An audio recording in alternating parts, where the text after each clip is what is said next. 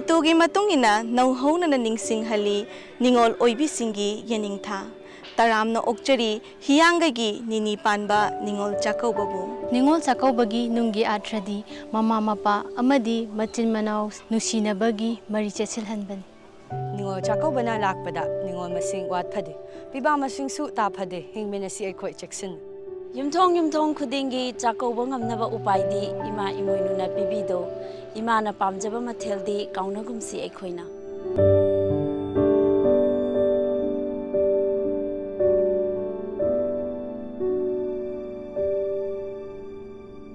Uchek yawana ritu naina saisakpagum Ningol oibi khudingna sahekchari hiyangai thana lakpada.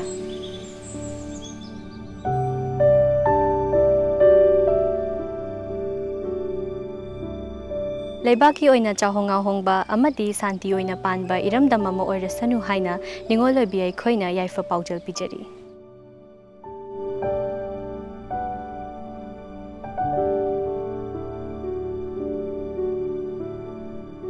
Aina hinglingai gi karma gi folna ishorna lambi sinbibani afabada oinaba ahan laman lai guru gi seba tauba kaunagumsi.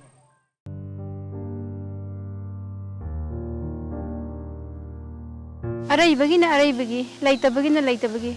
Ibung ipasing amadi ima ipana nushina hapirapa dakshinabu pigaw sana mamonok na launara asi haiba wafamsu thamjari.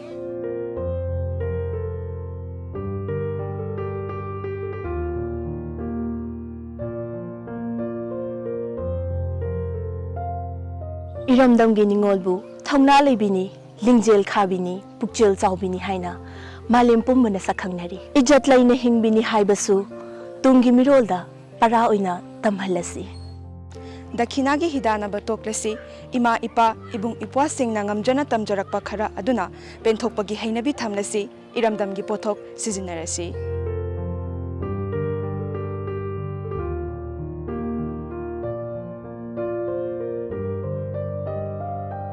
Matam haiba si khanghode do yaurakle Ningol singna khorang nangai jarakpa hiyangai gi nini panba Ningol Chakkouba.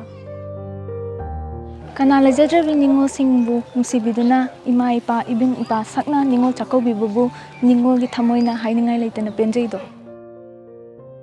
Chari makai ihauta hauraba wari sariba makai loiba naidraba matam loikhini khanbada matam mahakpu phaduna thamningba adugumba Ningol singna khwaidagi hena pamjaba hiyangai gi nini panba Ningol Chakkouba.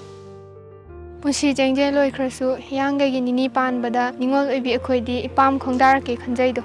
Manipur kaubi nungsirabi iramdam aikhoi chingtam amatani haiba taglasi Ningol Chakkouba na lakpada. Mirol khudingi Ningol Chakkoubabu awangba thakta thangatsi Ningol piba changduna. Ningol Chakkouba na lakpasida hena afaba maikaida khongthang jinduna ingna sikna panba lamdam saukhatpa tungi mirolgi yaifanabagi damak Ningol oibi aikhoina mipum khudimaki pukning chingchinjari. Manipur kaubi nungsirabi iramdam Ningol oibi aikhoina mingchat urong khilamge pina biramu pangal sakdi nasa oibi aikhoina phigaw sana yari. Hiyangai gi nini panba Ningol Chakkouba na lakpasida lamdam asigi anakpada amade arapada laiba Ningol oibi khudimakpu ELITETV gi maigaitagi yaifa paujal pijari. Happy Ningol Chakkouba.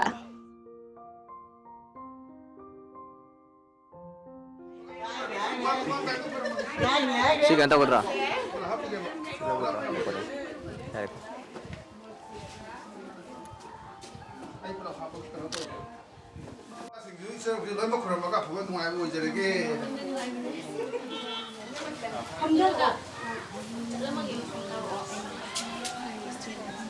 Sa